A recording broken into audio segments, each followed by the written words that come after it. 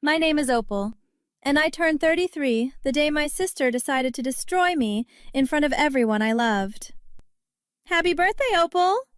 My mother, Vivian, smiled too wide as she carried the cake into the dining room. Make a wish, sweetheart. I closed my eyes, surrounded by family. My father, Marshall, sat at the head of the table. My sister Margot across from me with her husband, Devon, Aunt Rita beside her, and Uncle Keith near the door. Wish for a real family, Margot said. I opened my eyes. What? Nothing. She sipped her wine. Just wondering what another man's mistake wishes for on her birthday. The room went silent. Margot. My father's voice was low. That's enough.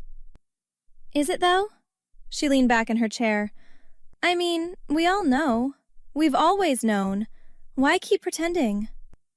Margot, stop this. My mother's hands shook on the cake knife. Stop what, Mom? Being honest for once? Margot laughed. Look at her. Look at me. Look at Dad. Do the math. I stared at my sister. We didn't look alike. She had my father's dark hair, his strong jawline. I had lighter features, softer. But I'd never questioned it. You're being cruel, Uncle Keith said quietly. I'm being truthful. Margot turned to me. You really never wondered? Never noticed how different you are? How Dad treats me like his actual daughter and you like a charity case? Marshall, say something, Aunt Rita demanded. My father sat frozen, his face pale. Dad? My voice came out small. He didn't look at me.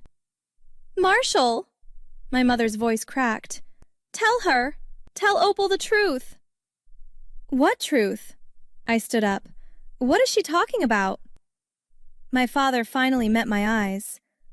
Opal, sweetheart. Don't, Margot cut him off. Don't sugarcoat it. She deserves the real story, doesn't she? She turned to me. Mom had an affair when she was married to Dad. Got pregnant. Didn't know whose baby you were. Gambled that you'd be Dad's. Lost that bet, apparently, but kept you anyway. Vivian, is this true? Uncle Keith asked. My mother was crying now. It was complicated. It's actually pretty simple, Margot said. Opal isn't a Hendricks. She never was. I looked at my father. Is it true? He opened his mouth, closed it, looked away. Marshall, answer your daughter, Uncle Keith said. Which daughter? Margot smiled. That's the question, isn't it? I grabbed my purse. I need to leave. Opal, wait! My mother reached for me. I pulled away. Don't touch me. This isn't how I wanted you to find out, she said. How did you want me to find out? I asked. Or were you planning to lie to me forever? It's not a lie if we never confirmed it, Margot said. It's just strategic silence. Margot, that's enough, Aunt Rita said. You've made your point. Have I? Because she still seems confused. Margot stood up. Let me be clear, Opal. You are not my real sister. You're my mom's mistake that my dad was kind enough to raise. And honestly, I'm tired of pretending otherwise. Devon put his hand on Margot's arm. Maybe we should go. Why? It's a birthday party. We're celebrating. She raised her glass. To Opal, whoever she is. I left without another word. I didn't answer my mother's calls for 3 days. On the 4th day, my father showed up at my apartment. Opal, please, let me in. I opened the door. Why? Because we need to talk about this. He looked older, tired. Your sister was cruel, but... Was she lying? He hesitated. That's what I thought. I started to close the door. Wait. He put his hand against it. It's complicated. Everyone keeps saying that. Nothing seems complicated to me. Either you're my father or you're not. I raised you. I love you. That makes me your father. But biologically? I pressed. Does it matter? Yes! It matters that you all lied to me for 33 years. It matters that Margot knew before I did. It matters that you sat there and said nothing while she destroyed me." "I was in shock," he said. "I didn't know she knew. I didn't know she'd—" "Weaponize it?" I finished. "She's your daughter, Dad. Of course she knew how to hurt me. You taught her everything she knows about getting what she wants." "That's not fair." "Neither is lying to someone their entire life about who they are." He sighed. "Your mother and we had problems. She made a mistake. When she got pregnant, we didn't know whose child you were. We designed to stay together, to raise you as mine." "When did you find out I wasn't?" "We never confirmed it. We just suspected." "You suspected? For 33 years, you suspected I wasn't yours and never told me?" "We thought it would hurt you." "And Margot's announcement didn't?" I loved bitterly. "How did she find out?" "I don't know. Probably overheard your mother and me talking years ago. She holds on to information, uses it when it benefits her." "Like at my birthday party?" "She was angry about something. I don't know what. She lasperations out when she's angry." "You always make excuses for her." "She's my daughter, Opal. So are you." "No, Dad, she's your daughter. I'm your wife's mistake that you were too decent to abandon." I stepped back. "I think you should go." "Opal, please, just go." He left. I didn't hear from him again. 2 weeks later, Uncle Keith called me at 6 in the morning. "Opal, it's your dad. He had a heart attack." I drove to the hospital in a fog. My mother was in the waiting room, Margot beside her. Aunt Rita sat across from them. "How is he?" I asked. My mother shook her head, tears streaming down her face. "He didn't make it," Uncle Keith said quietly. "I'm sorry, Opal." I sat down hard. "This is your fault," Margot said. I looked at her. "What?" "He was stressed. You stressed him out. You couldn't just accept reality and move on." "Margot, stop," Aunt Rita said. "Why should I? She's the reason he's dead. Her and her dramatics." "I didn't ask for any of this," I said. "You made it worse. You refused to talk to him. You shut him out. He died thinking you hated him." "You're the one who told me. You're the one who destroyed everything." "I told you the truth. If you can't handle the truth, that's on you." My mother finally spoke. "Both of you, stop, please. Your father just died." "He was my father," Margot said, "not hers." I stood up. "I'll come back for the funeral arrangements." "Don't bother," Margot said. "You're not even family." The funeral was tense. Margot barely looked at me. My mother tried to hold everything together and failed. Uncle Keith pulled me aside after the service. "Your dad left a will. Reading is tomorrow at the lawyer's office." "I don't need anything," I said. "Just be there, please." I went. The lawyer, Mr. Patterson, sat across from us in a dark office. My mother, Margot, Devin, Uncle Keith, Aunt Rita, and me. "Marshall's will is straightforward," Mr. Patterson said. "The estate is divided equally between his 2 daughters, Margot and Opal." "That's wrong," Margot said immediately. "I'm reading directly from the document," Mr. Patterson said. "He wouldn't split it equally. I'm his biological daughter. She's not." "According to his will, both of you are his daughters." "Then the will needs to be challenged," Margot said. "On what grounds? DNA? Because we can do that test right now if you want." "Margot, stop," my mother said weakly. "No, Mom, this is ridiculous. Why should she get half of everything when she's not even a Hendricks?" "Marshall considered her his daughter," Mr. Patterson said. "Legally, that's what matters." "Legally doesn't mean biologically." Margot turned to me. "You know you don't deserve this." "I didn't ask for it," I said. "But you'll take it anyway, won't you? You'll take money from a man who wasn't even your real father." "He raised me. He loved me. That made him my father." Love doesn't change DNA. Margot leaned forward. Here's what's going to happen. We're getting DNA tests, all of us. We're going to prove once and for all that you're not Dad's daughter, and then I'm challenging this will. Margot, please, my mother begged. Don't do this. Why not? Because it'll prove I'm right? Because it'll show everyone what we already know? Because it'll hurt everyone, Uncle Keith said. The truth hurts sometimes. Margot pulled out her phone. I'm making appointments today. We'll have results in 2 weeks. I'll do it, I said. Everyone looked at me. You will? Margot seemed surprised.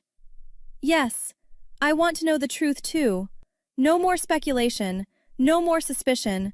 Let's find out exactly who I am. Fine, Margot smiled. This'll be fun. We got the test done that week. Margot sent me updates constantly. Can't wait for the results. 2 more days until we know for sure. Ready to give up your inheritance? I didn't respond to any of them. The results came back on a Tuesday. Mr. Patterson called us all back to his office. I have the DNA results, he said. Marshall Hendricks requested these tests himself 6 months before his death. He never told anyone. My mother's face went white. He wanted to know the truth, Mr. Patterson continued. He wanted to update his will if necessary. And? Margot demanded. What did they say? Mr. Patterson looked at her. According to the DNA analysis, Opal is Marshall's biological daughter. The room went silent.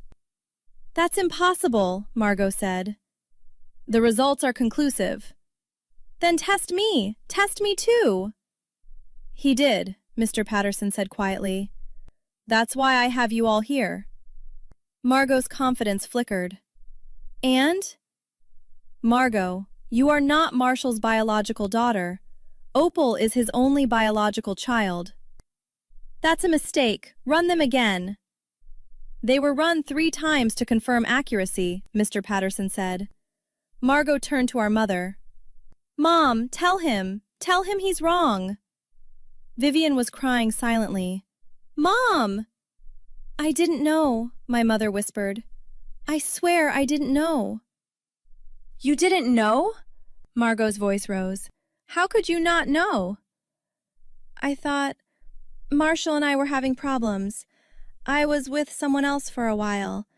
When I got pregnant with you, I assumed... You assumed I was Dad's? Margot laughed, but it sounded broken.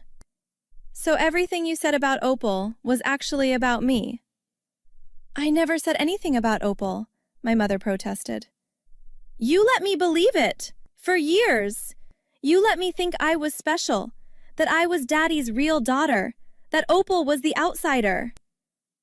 You decided that on your own, I said quietly. Margot whirled on me. Shut up. You made my life hell because you were so sure you belonged and I didn't. You treated me like I was less than you. You humiliated me at my birthday party. And the whole time, you were the one who didn't belong. I said shut up. The truth hurts, doesn't it? I stood up. How does it feel, Margot? How does it feel to be another man's mistake? She slapped me. Uncle Keith jumped up. Margot! Don't touch her again, I said calmly, or I'll press charges. You wouldn't dare. Try me. Devin finally spoke. Margot, we should go. No, this is wrong. Mom, who was it? Who's my real father? It doesn't matter, my mother said.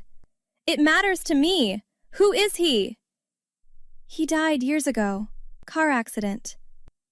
So I'm nobody's daughter now? Margot's voice cracked. Is that what you're telling me? You're my daughter, Vivian said. You're my baby girl. But not Dad's. Not Marshall's. Margot looked at me with pure hatred. This is your fault. You did this somehow. I didn't do anything except exist, I said. You destroyed yourself. Marshall knew, Mr. Patterson interjected.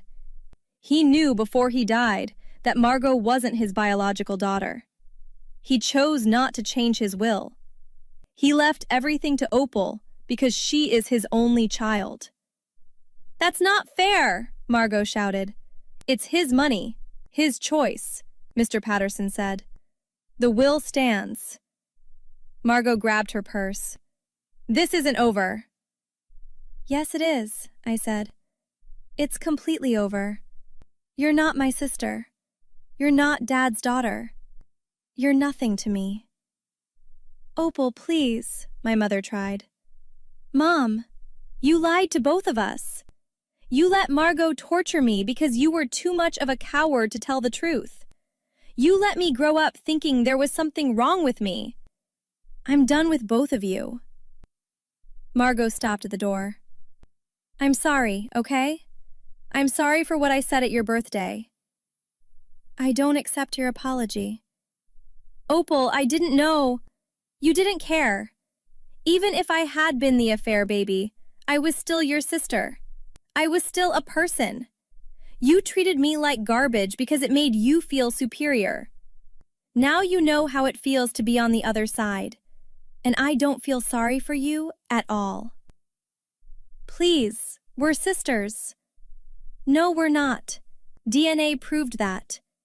You're a stranger who made my life miserable, and now you have to live with the consequences." Margot left, Devin trailing behind her. My mother sat crying. Aunt Rita tried to comfort her. I turned to Uncle Keith. "Can you give me a ride home?" "Of course." As we walked to his car, he asked, "How do you feel?" "Honestly, free." I looked back at the building. For the first time in my life, I know exactly who I am. I'm Marshall Hendrick's daughter, the only one. And Margot has to live the rest of her life knowing she destroyed herself. I got in the car. Uncle Keith started driving. "What are you going to do now?" he asked. I thought about Margot's face when she learned the truth, about years of her cruelty, about her desperate apology that meant nothing. "I'm going to live my life," I said, "and she's going to live with hers." But here's what I keep wondering.